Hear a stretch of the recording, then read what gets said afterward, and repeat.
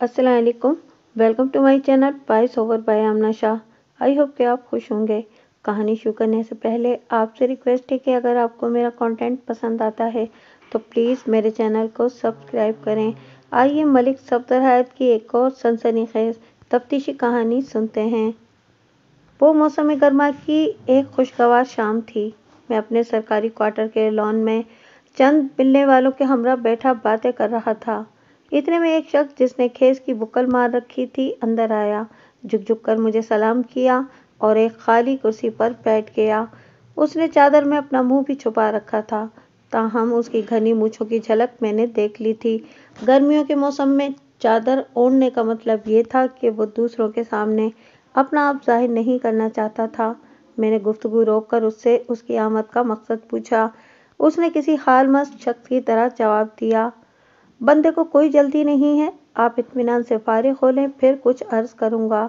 ज़रा पर्दे की बात है। उसका अंदाज बता रहा था कि वो खासा गहरा बंदा था और कोई गहरी खबर लाया था। मैंने मिलने वालों को जल्दी फारिग कर दिया और खेस पोश की तरफ रुख कर लिया। उसने चादर हटाकर अपना चेहरा बेनकाब कर दिया और अपनी घनी मूंछों का जाविया दुरुस्त करने लगा। शक्ल उसकी खासी खौफनाक थी और चेहरे पर जख्म के 2-3 पुराने निशान भी थे। उम्र 30-32 साल के लगभग थी और खासा जीदार बंदा मालूम होता था। उसकी चाल ढाल और वज़े कदे से मैं समझ गया था कि वो कोई सज़ा याफ्ता आदि मुजरिम था। उसने अपनी बुक्कल से एक पैकेट निकाला और मेरे सामने मेज़ पर रख दिया। ये क्या है? मैंने पूछा।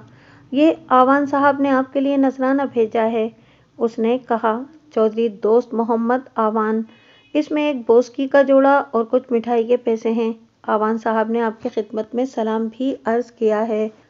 चौधरी दोस्त मोहम्मद आवान एक करीबी गांव में रहता था और खासा तगड़ा जमींदार था। मामला क्या है? मैंने पूछा। चौधरियों ने कोई बंदा मार दिया है या किसी की लड़की उठा ली है? ऐसी कोई गल नहीं सरकार, आवान साहब बड़े अल्लाह लोग बंदे हैं, ऐसी नीच हरकतें कभी नहीं करते। उसकी शक्ल जानी पहचानी लग रही थी, मगर नाम जहन में नहीं आ रहा था। मैंने पूछा, तुम्हारा नाम क्या है? सरकार, नौकर का नाम जलाल खान है। मैंने गहरी नज़रों से उसे घूरा। जलाल खान उर्फ चीला बदमाश, तुम्हें तो सज़ा हो गई थी, कब छूटे हो जेल से? यही कोई 2-4 महीने हुए। अब मैंने सारे धंधे छोड़ दिए हैं और आवान साहब की मुलाजमत कर ली है। जागीरदार अपना रौब और दबदबा कायम रखने के लिए इस किस्म के चंद गुंडे ज़रूर रखते हैं। जीला बदमाश थोड़ी देर तक इधर उधर की बातें करता रहा, फिर बोला, सरकार, आपने झूरे माझी का नाम ज़रूर सुना होगा। बड़ा नामी गिरामी डाकू है। आजकल ये इस इलाके में आया हुआ है और वारदातें करने का ये प्रोग्राम बना रहा है। हमें पता चला है कि ये आवान साहब की हवेली में भी वारदात करने का इरादा रखता है। उन दिनों उसी इलाके में झूरे माची का खासा चर्चा था। वो काफ़ी अरसे से वारदातें कर रहा था, मगर अभी तक पुलिस के काबू में नहीं आया था। उसकी ना तो किसी थाने में तस्वीर थी और ना ही कोई उसका हुलिया जानता था। तुम पुलिस के मुखबिर कब से बन गए? मैंने जीले से कहा। और चौधरी दोस्त मोहम्मद को कैसे पता चला कि झूरा उनकी हवेली लूटने का इरादा रखता है? कहीं से पता चल गया होगा जी, मुझे क्या पता, मैं तो उनका नौकर हूँ। जो उन्होंने मुझे पैगाम दिया वो मैंने आपको पहुंचा दिया है। आवान साहब ने यह भी कहा है कि उन्हें अपनी हिफाजत की कोई फिक्र नहीं है। आपको इतला इसलिए दे दी है कि अगर झूरे माची के 2-4 बंदे फंडर हो गए तो हमारी कोई जिम्मेदारी नहीं होगी। ये तो हम बाद में देखेंगे कि जिम्मेदारी है या नहीं। मैंने कहा, तुम मुझे ये बताओ कि असल बात क्या है? सरकार, जो कुछ मुझे हुक्म मिला था वो मैंने अर्ज कर दिया है, उसने उठते हुए कहा। वैसे लोगों का कहना है कि झूरा माची चौधरी रुस्तम अली की हवेली में देखा गया था। चौधरी रुस्तम अली का नाम सुनकर मेरे कान खड़े हो गए।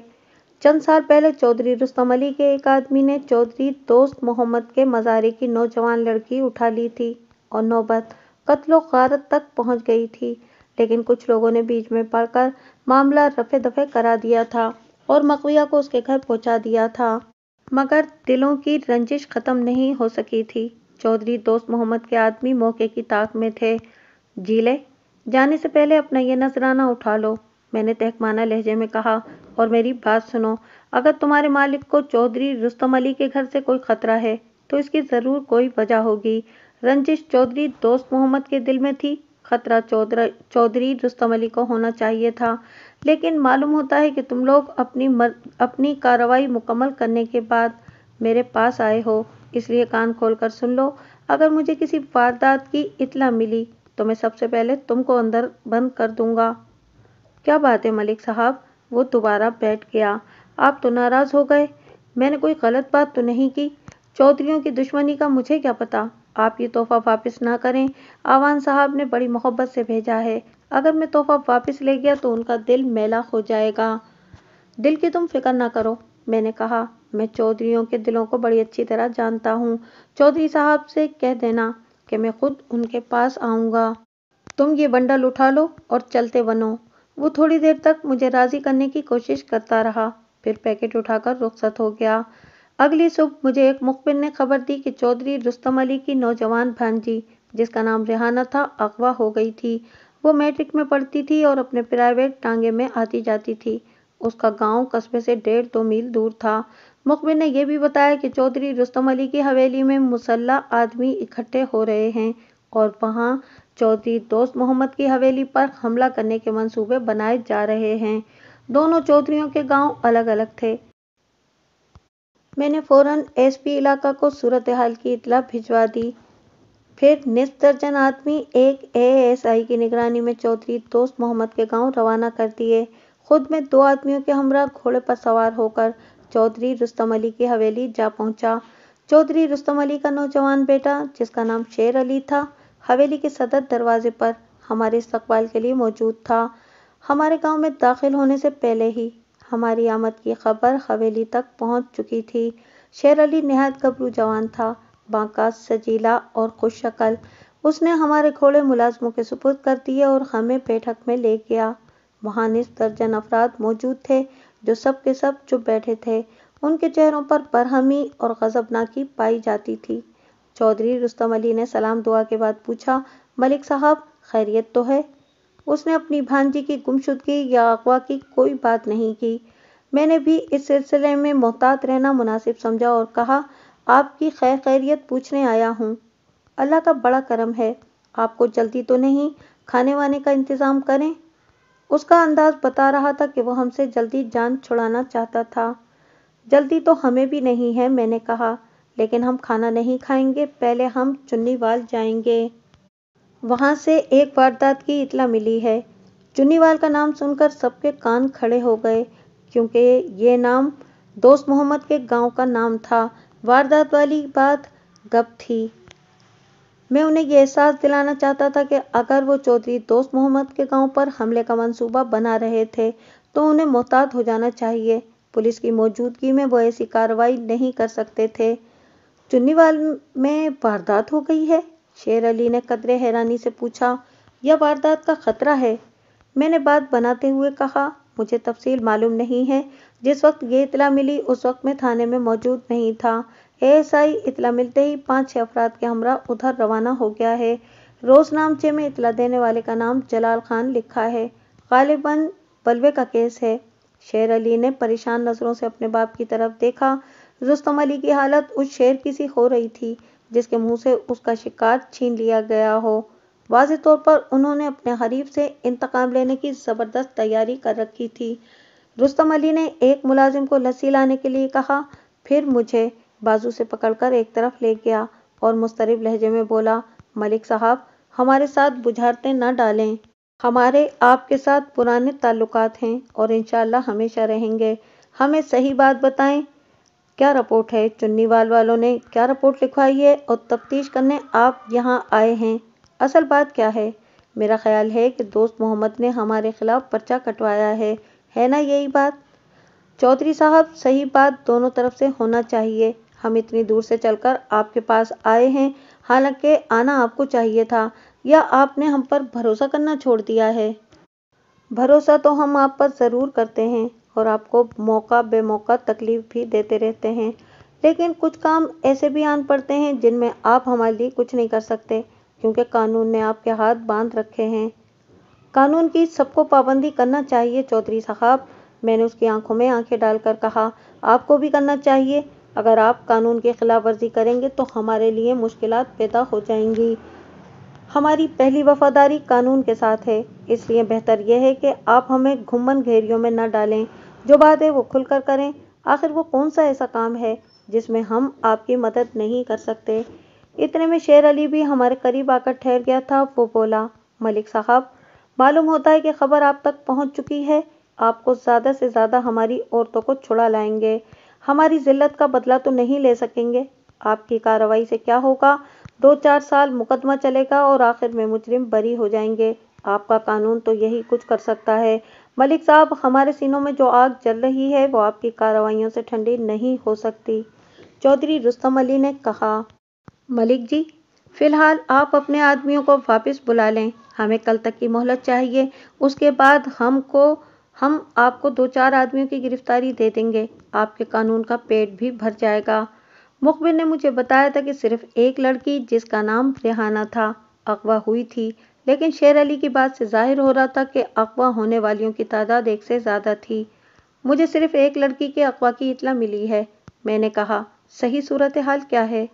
باپ بیٹے نے ایک دوسرے کی طرف دیکھا۔ شیر علی اسی طرف چلا گیا جس طرف دوسرے لوگ بیٹھے تھے۔ اس کے جانے کے بعد چودھری رستم علی نے قدرے دھیمی آواز میں کہا، ایک میری بھانجی ریحانہ ہے اور دوسری میری بیوی صادقہ بیگم ہے، میری دوسری بیوی۔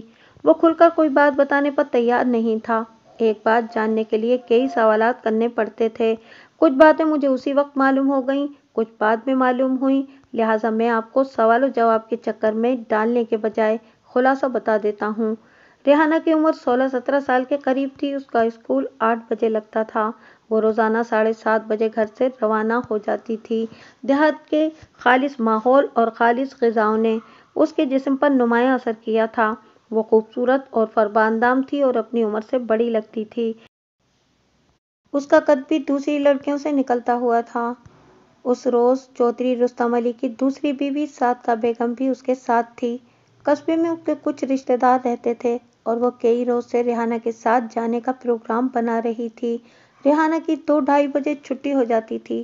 چودھری رستم علی نے اپنی بیوی کو تاکید کر دی تھی کہ وہ ریحانہ کے ساتھ ہی واپس آ جائے۔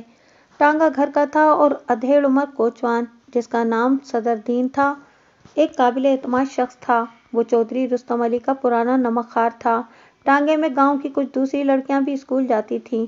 اس روز چونکہ ٹانگے نے صادقہ کو اس کے رشتے داروں کے گھر سے اٹھانا تھا، اس لیے دوسری 3 لڑکیاں ایک دوسرے ٹانگے پر واپس چلی گئیں۔ گاؤں اور قصبے کے درمیان پکی سڑک بنی ہوئی تھی جس پر ٹانگے اور بیل گاڑیاں عام چلتی تھیں۔ کبھی کبھار کوئی موٹر بھی نظر آ جاتی تھی۔ اسکول جاتے اور آتے وقت 3-4 ٹانگے ایک ساتھ روانہ ہوتے تھے۔ ان میں لڑکیوں کے علاوہ لڑکے بھی ہوتے تھے، اس لیے کبھی کوئی خطرہ محسوس نہیں ہوا تھا۔ واپسی میں صادقہ بیگم کو اپنے رشتے داروں کے گھر سے نکلتے نکلتے دیر ہو گئی۔ دوسرے ٹانگے میں اس اثنا میں گاؤں پہنچ چکے تھے۔ ریحانہ اور صادقہ بیگم کا ٹانگا تقریباً 4 بجے بغیر سواریوں کے حویلی پہنچا۔ کوچوان زخمی اور نیم بے ہوش پڑا تھا۔ گھوڑا خود ہی ٹانگے کو لے کر وہاں پہنچا تھا۔ صدر دین نے ہوش میں آنے کے بعد بتایا کہ 3 ڈاکوؤں نے جو گھوڑوں پر سوار تھے ٹانگا زبردستی رکوایا، اسے بری طرح زدوکوب کیا اور دونوں عورتوں کو گھوڑوں پر ڈال کر لے گئے۔ ڈاکوؤں نے ٹھاٹھے باندھ رکھے تھے۔ میں نے چودھری رستم علی سے پوچھا، آپ کے پاس اس بات کا کیا ثبوت ہے کہ اغوا میں دوست محمد کا ہاتھ ہے؟ ملک صاحب، اتنی جرأت اور کوئی نہیں کر سکتا۔ چودھری رستم علی کی عزت پر ہاتھ ڈالنا آسان کام نہیں ہے۔ یہ حرکت دوست محمد کے اشارے پر کی گئی ہے۔ اگر کوئی کمین یہ حرکت کرتا تو ہم اس کا زن بچہ سمیت اس کے گھر میں بند کر کے اوپر مٹی کا تیل چھڑکتے اور آگ لگا کر اندر ہی بھون ڈالتے۔ یہ جاگیردارانہ ذہنیت کی بات تھی۔ یہ لوگ جن کو اللہ تعالیٰ نے مال و دولت سے نوازا تھا صرف بدلے پر مطمئن نہیں ہوتے۔ ان کی سوچ یہ ہے کہ ایک کمزور اور غریب آدمی نے ان پر ہاتھ ڈالنے کی جرأت کی تو کیسے کی۔ یہ لوگ آنکھ کے بدلے آنکھ کے قائل نہیں ہیں۔ اگر کوئی بے حیثیت آدمی ان کا ایک آدمی مار ڈالے تو یہ اس کے پورے کنبے کو ختم کر ڈالتے ہیں، عورتوں اور معصوم بچوں کو بھی نہیں چھوڑتے۔ پھر بھی ان کے سینوں میں بھڑکنے والی آتش انتقام پوری طرح سرد نہیں ہوتی۔ ان جاگیرداروں کی تاریخ ایسے واقعات سے بھری پڑی ہے۔ چند سال قبل ملتان کے علاقے میں رونما ہونے والا ایسا ہی ایک واقعہ منظر عام پر آیا تھا، جس میں چند وحشی جاگیرداروں نے اپنے مخالفین کی بے گناہ عورتوں کو برہنہ کر کے سڑکوں پر پھرایا تھا۔ اس وقت मेरे सामने भी ऐसा ही इंतकामी मिजाज रखने वाला एक जागीरदार खड़ा था। चौधरी साहब, ये तो आप अंदाजे की बात कर रहे हैं, और अंदाजा गलत भी हो सकता है। ये डाकुओं की कार्रवाई भी हो सकती है। मुमकिन है कि सुनसान सड़क पर बूढ़े कोचवान के साथ दो नौजवान औरतों को देखकर डाकुओं ने बगैर किसी प्रोग्राम के उन्हें अगवा कर लिया हो। आप मुझे एक बात बताएं, आपका टांगा पहली मर्तबा 1 घंटा लेट हुआ था। ये बात चौधरी दोस्त मोहम्मद ये उसके आदमियों को कैसे मालूम हो गई? हमारे पास ऐसी बातें सोचने का वक्त नहीं है मलिक साहब। दोस्त मोहम्मद के किसी आदमी ने हमारा टांगा देख लिया होगा। हमारे टांगे और कोचवान को सभी पहचानते हैं।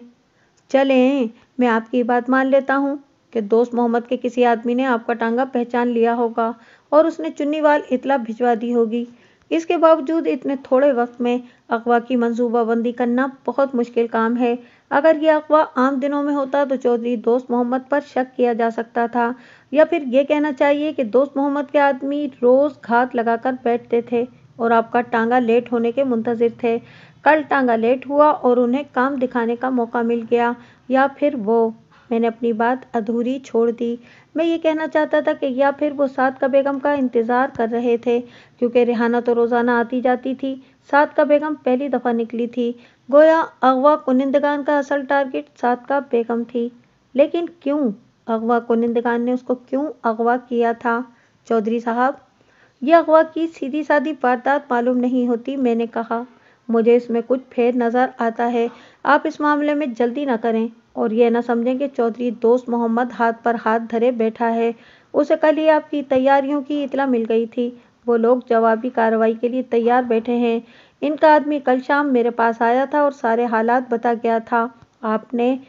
आपके आदमी वहां जाएंगे, 2-4 लाशें उनकी गिरेंगी, 2-4 आपकी गिरेंगी, और बाकी आदमी हमें लामोहला अंदर बंद करना पड़ेंगे। हासिल कुछ भी नहीं होगा। मलिक साहब, ये मर्दों का खेल है। हमारे जवान मौत से नहीं डरते। मैंने महसूस किया कि उसके लहजे में पहली सी सख्ती नहीं रही थी।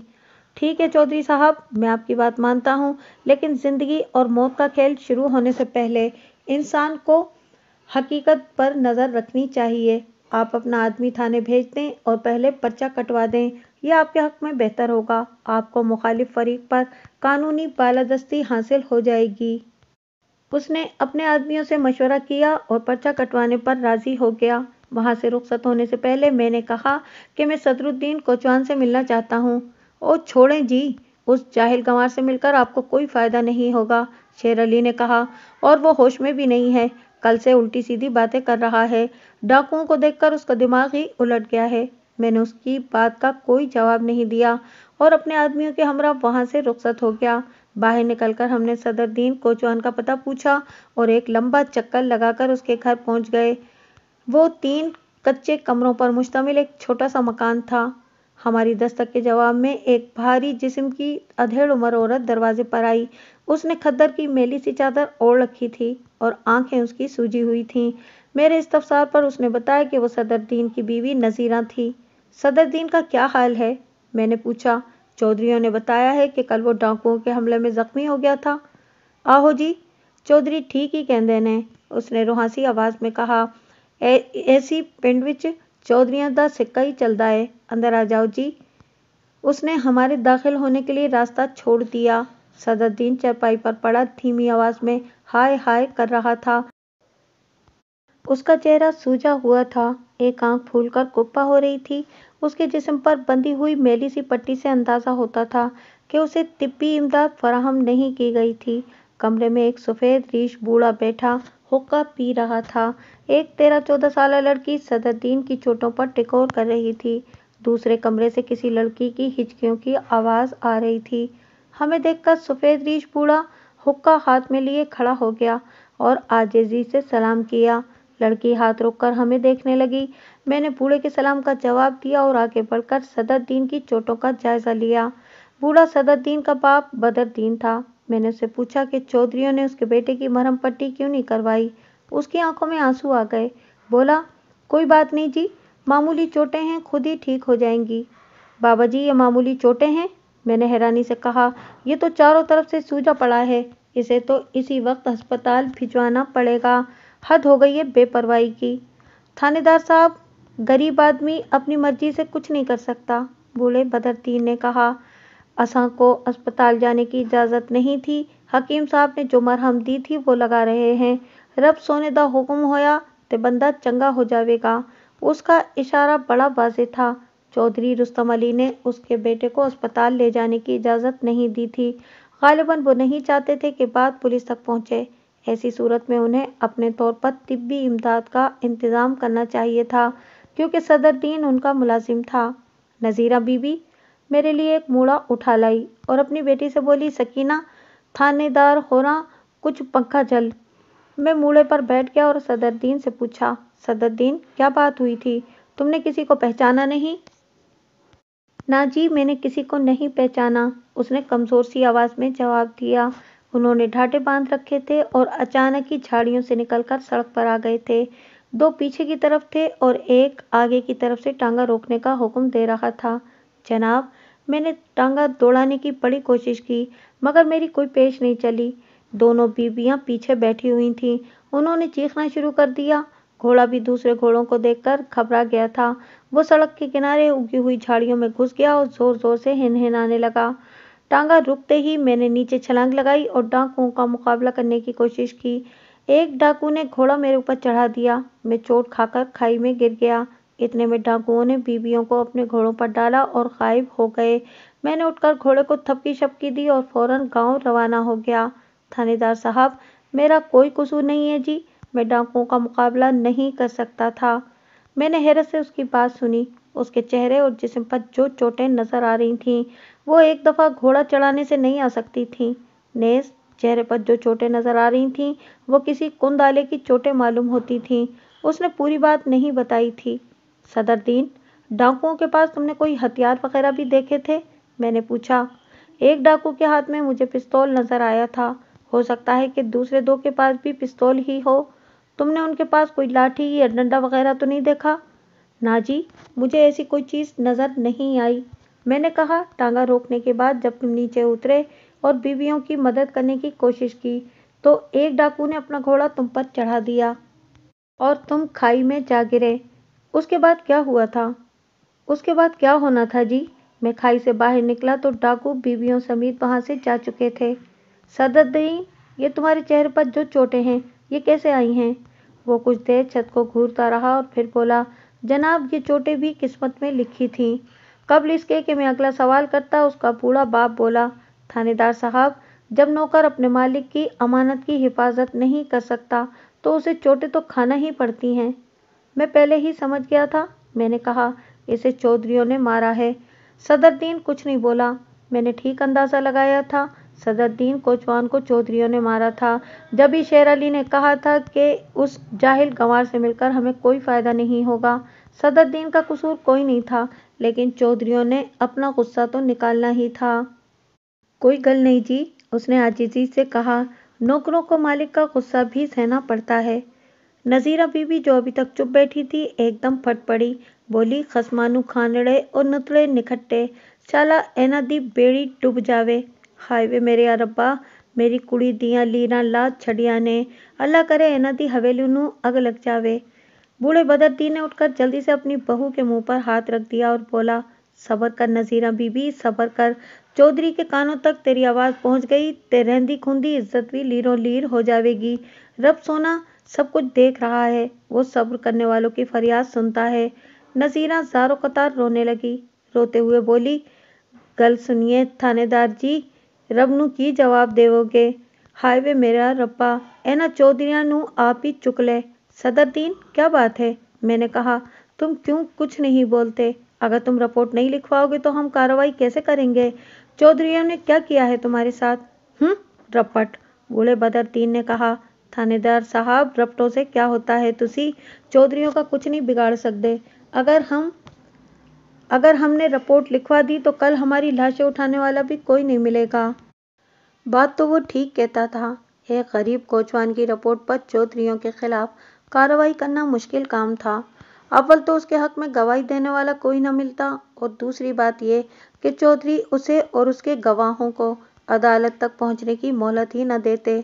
मैंने नज़ीरा बीबी से पूछा, बीबी, ये लड़की का क्या किस्सा है? कुछ नहीं, बूढ़े बदरुद्दीन ने जल्दी से कहा। कोई किस्सा नहीं है। नजीरा बीबी भी कुछ नहीं बोली। मैंने सदरुद्दीन से डाकुओं के हुलिये और घोड़ों के रंग वगैरह के बारे में कुछ सवालात किए, लेकिन वो कोई वाज़ेह बात न बता सका। उसे डाकुओं की गिरफ्तारी से कोई दिलचस्पी नहीं थी, बल्कि शायद वो चौधरियों के सलूक के बाद रिहाना और सादका बेगम के अगवा पर खुश था। जब हम बाहर निकले तो घोड़ों की निगरानी करने वाला सिपाही एक बारिश शख्स के साथ बातें कर रहा था। उस शख्स ने हमें सलाम किया और अपना नाम फिरोज अली बताया, और ये भी बताया कि वो गांव के प्राइमरी स्कूल का हेड मास्टर था। उसने शलवार कमीज के ऊपर केसरी रंग की पगड़ी बांध रखी थी और हाथ में उसके छड़ी थी। उसका घर करीब ही था। वो बड़े इसरार के साथ हमें अपने घर ले गया और अपनी बीवी से कहा कि हमारे लिए शरबत बना लाए। मलिक साहब, मैंने आपकी बड़ी तारीफ सुनी थी, उसने कहा, और मुझे आपसे मिलने का बहुत शौक था। अच्छा हुआ आज आपसे मुलाकात हो गई। मैं आपकी चौधरियों जैसी खिदमत तो नहीं कर सकता, लेकिन मेरी ख्वाहिश है कि दोपहर का खाना आप मेरे गरीब खाने पर खाएं। खाने का शुक्रिया, मैंने कहा। हम ज़्यादा देर नहीं रुक सकते। आपको तो पता ही होगा कि चौधरी रुस्तम अली के घर की 2 औरतें अगवा हो गई हैं। चौधरी का ख्याल है कि यह हरकत दोस्त मोहम्मद आवान की है। वो कुछ देर चुप बैठा रहा और फिर पूछा, सदरुद्दीन ने आपको कुछ बताया है? कोई खास बात नहीं बताई। उसकी बातों से अंदाजा होता है कि चौधरियों ने उसे बहुत मारा है। उसने पुरतासुफ अंदाज में सर हिलाया और फिर बोला, कल जिस वक्त वो हवेली पहुंचा उस वक्त मैं वहीं था। आपके सामने क्या वाकया पेश आया था? मलिक साहब, मैं यही बात आपको बताना चाहता हूँ। बात यह है कि ये बेचारा गरीब आदमी है, और गरीब आदमी बड़ा बेबस होता है। वो कुछ नहीं कर सकता। कल जो जुल्म मैंने देखा है उसे मैं जिंदगी भर नहीं भूल सकता। मैं अपना फर्ज समझते हुए सारा किस्सा आपको सुना देता हूँ। आप इस इलाके के थानेदार हैं। अगर आप इस जुल्म को रोकने के लिए कुछ कर सकते हैं तो ज़रूर करें। हम लोग तो कुछ नहीं कर सकते। शायद ये सब कुछ हमारे आमाल का नतीजा है। उसने तफसील बताते हुए कहा कि वो चौधरी रुस्तम अली के घर में बच्चों को ट्यूशन पढ़ाता है। गुज़िश्ता रोज़ सदरुद्दीन कोचवान बैन करता हुआ हवेली पहुंचा। चौधरी रुस्तम अली, उसके दोनों बेटे और दीगर अहले खाना शोर की आवाज़ सुनकर सदर दरवाजे की तरफ भागे। मास्टर फिरोज अली उस वक्त बैठक में बच्चों को पढ़ा रहा था। वो भी सदर दरवाजे पर पहुंच गया। उसने देखा कि सदरुद्दीन के कपड़ों पर खून लगा हुआ था और वो सीना कुबी कर रहा था। टांगा एक तरफ खड़ा था और घोड़ा भी जोर जोर से हिनहिना रहा था। शेर अली ने जब देखा कि टांगा खाली है तो उसने तेजी से आगे बढ़कर सदरुद्दीन का गिरेबान पकड़ लिया और उससे पूछा कि वो औरतों को कहाँ छोड़ आया है। सदरुद्दीन ने दोनों हाथ जोड़ दिए और कांपते हुए बोला, चौधरी साहब, बीबियों को डाकू उठाकर ले गए हैं। ये देखें, उन्होंने मुझे भी जख्मी कर दिया है। मैं अकेला था जी, कुछ न कर सका। ये सुनकर चौधरी रुस्तम अली की आंखों में खून उतर आया। उसने सदरुद्दीन के मुंह पर घूसे और थप्पड़ मारते हुए कहा, ओए नमक हराम, अगर तू कमजोर था तो जिंदा क्यों वापस आ गया? तूने डाकुओं का मुकाबला करते हुए जान क्यों न दे दी? कौन थे वो कुत्ते? किसने हमारी इज्जत पर हाथ डाला है? उन्होंने ढाटे बांध रखे थे जी, मैं उनकी शक्लें नहीं देख सका। शेर अली अंदर से बेत की छड़ी निकाल लाया और सदरुद्दीन को बुरी तरह पीटना शुरू कर दिया। सदरुद्दीन की दर्दनाक चीखें सुनकर पूरा गांव वहां जमा हो गया, मगर किसी को भी शेर अली का हाथ रोकने की हिम्मत न हुई। सदरुद्दीन मार खाते खाते जमीन पर गिर पड़ा। उसका चेहरा लहूलुहान हो गया था। कुछ देर बाद 4 आदमी सदरुद्दीन को चरपाई पर डालकर उसके घर छोड़ आए, लेकिन चौधरियों के इंतकाम की आग अभी सर्द नहीं हुई थी। रात के 10 साढ़े 10 बजे चौधरी रुस्तम अली का छोटा बेटा अमीर अली 2 आदमियों के हमरा सदरुद्दीन के घर पहुंचा और उसकी बेटी शरीफा को उठाकर ले गया। अगली सुबह जब शरीफा घर पहुंची तो उसका सब कुछ उजड़ चुका था। मास्टर फिरोज अली ने जब बात खत्म की तो उसकी आंखों से आंसू बह रहे थे। मुझे याद आया कि सदरुद्दीन के घर के अंदरूनी कमरे से किसी लड़की की हिचकियों और सिसकियों की आवाज़ आ रही थी। मैं यही समझा था कि वो लड़की अपने बाप की हालत पर आंसू बहा रही थी। हालांकि नसीरा बीबी ने अपनी बेटी का जिक्र भी किया था। मुझे क्या मालूम था कि वो लड़की अपनी बर्बादी पर नौहा कुना थी। मलिक साहब, हमें कुछ करना चाहिए, मेरे एक साथी ने कहा। यह काबिले दस्तअंदाजी है, पुलिस केस है। हाँ है तो सही, मैंने कहा, लेकिन तुम देख चुके हो कि सदरुद्दीन या उसका बाप मुद्दई बनने के लिए तैयार नहीं है, और मेरा ख्याल है कि हमें कोई गवाह भी नहीं मिलेगा। क्यों जी, मास्टर साहब, आप गवाही देंगे? मास्टर फिरोज अली तामुल करते हुए बोला, میں گواہی دینے کے لیے تیار ہوں، لیکن آپ کو میری حفاظت کی ضمانت دینا ہوگی۔ وہ جانتا تھا کہ میں اس کی حفاظت کی ضمانت نہیں دے سکتا تھا، لہٰذا وہ گواہی نہیں دے سکتا تھا۔ صدرالدین کے حالات سن کر میرا دل بہت دکھی ہو گیا تھا۔ میرا جی یہ چاہتا تھا کہ رستم علی کے دونوں بیٹوں کو گرفتار کر لوں اور تھانے لے جا کر بند کر دوں، لیکن میں جانتا تھا کہ اس سے کچھ حاصل نہ ہوگا، بلکہ اس سے صدرالدین کے لیے مزید مشکلات پیدا ہوں گی۔ بہرحال میں نے اتنا ضرور کیا کہ صدرالدین اور اس کی بیٹی شریفہ کو اپنی نگرانی میں اسپتال پہنچا دیا۔ گاؤں سے رخصت ہونے سے پہلے ہم کچھ اور لوگوں سے بھی ملے، جھورے ماجھی کے بارے میں سنگن لینے کی کوشش کی، مگر کوئی کامیابی نہیں ہوئی، کیونکہ جیسا کہ میں بتا چکا ہوں کہ ہمیں اس کی شکل و صورت یا حلیے کا کوئی علم نہیں تھا۔ چودھری رستم علی اپنی وسیع حویلی میں 20 آدمی چھپا سکتا تھا۔ تقریباً 3 3:30 بجے ایک نوجوان جس نے نفیس لباس اور کراکلی کی ٹوپی پہن رکھی تھی، بڑی شان سے میرے کمرے میں داخل ہوا۔ اس نے تیکھی قسم کی چھوٹی چھوٹی مونچھیں رکھی ہوئی تھیں اور عمر اس کی کوئی 23 24 سال کے قریب تھی۔ میں اس کی شکل دیکھ کر سمجھ گیا کہ وہ چودھری رستم علی کا چھوٹا بیٹا امیر علی تھا۔ حاضر ہو سکتا ہوں جناب؟ اس نے اندر داخل ہونے کے بعد کہا۔ کون ہو تم؟ میں نے تہمانہ لہجے میں کہا۔ باہر کھڑے ہو کر اجازت لو، جسے دیکھو منہ اٹھائے چلا آ رہا ہے۔ اس نے اپنا تعارف کرانے کی کوشش کی اور بولا، ملک صاحب، میں چودھری تم نے سنا نہیں؟ میں نے اس کی بات کاٹی۔ باہر انتظار کرو، یہ چوپال نہیں ہے، تھانے دار کا کمرہ ہے۔ وہ باہر چلا گیا۔ اس کا چہرہ غصے سے سرخ ہو گیا تھا۔ اس کو باہر نکالنے کے بعد میں نے حوالدار کو اپنے کمرے میں بلایا اور اونچی آواز میں کہا، حوالدار، ذرا خیال رکھنا، چودھری رستم علی کی حویلی سے اگر کوئی آدمی آئے تو اسے فوراً میرے پاس بھیج دینا۔ میں نے یہ بات امیر علی کو سنانے کے لیے کہی تھی۔ میں چاہتا تھا کہ وہ غصے میں واپس چلا جائے۔ حوالدار باہر گیا اور لمحے بھر بعد امیر علی کو ساتھ لے کر اندر آ گیا۔ اس کو تو میں نے ابھی ابھی باہر بھیجا تھا، میں نے حوالدار سے کہا، تم پھر اسے اندر لے آئے؟ یہ چودھری رستم علی کا بیٹا ہے، امیر علی، حوالدار نے کہا۔ اچھا اچھا، میں نے کہا، تم نے بتایا کیوں نہیں کہ تم چودھری کے بیٹے ہو؟ بیٹھو۔ ملک صاحب، آپ نے تو مجھے بولنے کا موقع ہی نہیں دیا، اس نے کہا۔ میں تو واپس جانے لگا تھا۔ میں نے حوالدار سے کہا کہ روزنامچہ وغیرہ لے آؤ، امیر علی اغوا کی رپورٹ لکھوانے آیا ہے۔ ملک صاحب، صبح آپ ہمارے گاؤں آئے تھے مگر آپ سے ملاقات نہیں ہو سکی، بہت افسوس ہوا۔ اس نے میرے بولنے کا انتظار کیا اور پھر سلسلہ کلام جاری رکھتے ہوئے بولا، ہمیں معلوم ہوا ہے کہ آپ نے صدرالدین کو یہاں اسپتال میں داخل کرا دیا ہے۔ میں اس کا نام بھی لکھانا چاہتا ہوں۔ ہمارا خیال ہے کہ اغوا اس کی ملی بھگت سے ہوا ہے۔ بڑا میسنا آدمی ہے، ہم نے اس پر کبھی شک نہیں کیا تھا۔ برخوردار، کوئی عقل کی بات کرو، میں نے کہا۔ صدرالدین ملازم ہے، تمہاری حویلی کا آدمی ہے، اگر میں نے اس کا نام رپورٹ میں لکھ لیا تو یہ بات تمہارے خلاف جائے گی۔ چودھری دوست محمد کو یہ کہنے کا موقع مل جائے گا کہ واردات حویلی کے ملازموں نے کی ہے، اسے تمہارے ہی آدمیوں کو تمہارے خلاف استعمال کرنے کا موقع مل جائے گا۔ اپنے ملازموں کو ہمیشہ خوش رکھا کرو۔ جیسے آپ کی مرضی، اس نے کہا۔ ویسے سچ پوچھیں تو ہمیں اس پر غصہ بہت ہے۔ سچ کہتے ہو، میں نے کہا۔ غریب آدمی پر سبھی کو غصہ آتا ہے۔ حوالدار رجسٹر لے کر میرے کمرے میں پہنچ گیا اور رپورٹ درج کرنے لگا۔ امیر علی سے سوال جواب کے دوران پتہ چلا، جب صادقہ بیگم اپنے والدین سے ملنے قصبے آئی تھی، میں نے اس کے باپ کا نام و پتہ اپنی ڈائری میں نوٹ کر لیا۔ اس کا نام مظہر حسین تھا اور وہ منیاری کا کام کرتا تھا، اس کی دکان تھی۔ میرے ذہن میں فوراً یہ سوال پیدا ہوا کہ ایک منیاری فروش کی بیٹی کا اتنی بڑے جاگیردار سے رشتہ کیسے جڑ گیا؟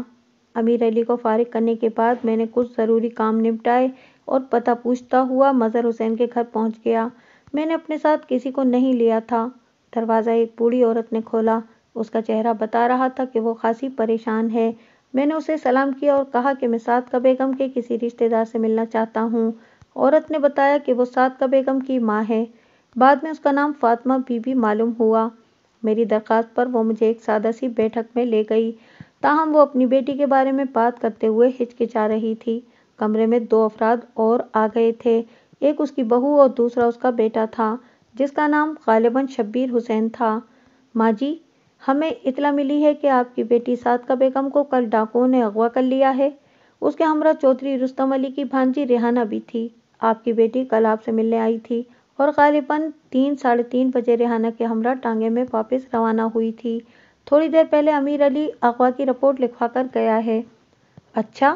فاطمہ بیوی نے حیرانی سے کہا۔ وہ تو کہتے تھے کہ پولیس کو اس معاملے کی خبر نہیں ہونا چاہیے۔ کمال ہے، شبیر حسین نے کہا۔ آج صبح چودھری کا آدمی ہمیں تاکید کر کے گیا تھا کہ یہ بات باہر نہ نکلے۔ اب انہوں نے خود ہی رپورٹ بھی درج کرا دی ہے۔ ان لوگوں کا کوئی دین ایمان نہیں ہے۔ اس کی باتوں سے ظاہر ہوتا تھا کہ وہ اپنی بہن کے سسرال والوں کو پسند نہیں کرتا تھا۔ میں نے فاطمہ بیوی سے کہا۔ کل آپ کی بیٹی 6-7 گھنٹے آپ کے پاس رہی تھی۔ آپ نے اس کی روانگی کے وقت کوئی خاص بات تو محسوس نہیں کی، یا کسی مشکوک آدمی کو ٹانگے کے آس پاس تو نہیں دیکھا؟ میں نے تو ایسی کوئی بات نہیں دیکھی، فاطمہ بیوی نے جواب دیا۔ صادقہ نے دوپہر کا کھانا ہمارے ساتھ کھایا تھا اور ٹھیک ٹھاک تھی۔ اس نے 2 بجے ہی ٹانگے کا انتظار کرنا شروع کر دیا تھا۔ ریحانہ ٹانگے سے اتر کر اندر آئی تھی اور کھڑے کھڑے واپس چلی گئی تھی۔ میں نے اسے بیٹھنے کے لیے بہت کہا تھا، مگر وہ کہنے لگی کہ دیر ہو جائے گی۔ صادقہ تو پہلے ہی تیار بیٹھی تھی۔ دونوں جا کر ٹانگے میں بیٹھ گئیں اور ٹانگا روانہ ہو گیا۔ میں نے محسوس کیا کہ فاطمہ بیوی کی بہو کچھ کہنا چاہ رہی تھی، لیکن شاید اپنی ساس کی موجودگی میں جھجک رہی تھی۔ میں نے اس سے مخاطب ہو کر پوچھا، بی بی، صادقہ خریداری وغیرہ کرنے بھی گئی تھی؟ نہیں جی، اس نے جواب دیا۔ میں نے اسے کہا بھی تھا کہ خریداری کرنے چلتے ہیں، مگر وہ راضی نہیں ہوئی، بہت چپ چپ تھی۔ اس نے کھانا بھی ٹھیک سے نہیں کھایا تھا۔